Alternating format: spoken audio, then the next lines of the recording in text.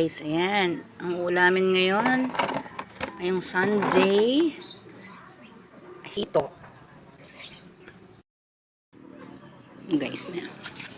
Try tayong patenin eh.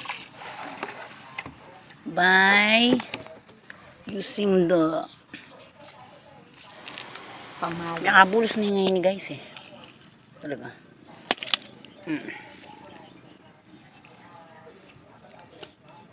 May one click yan pala.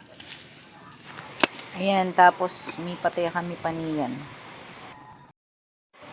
And of course, natalo siya.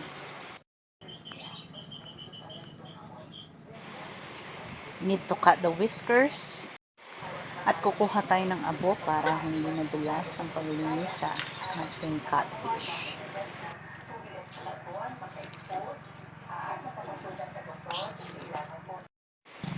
And this is so effective. So you better try it, guys.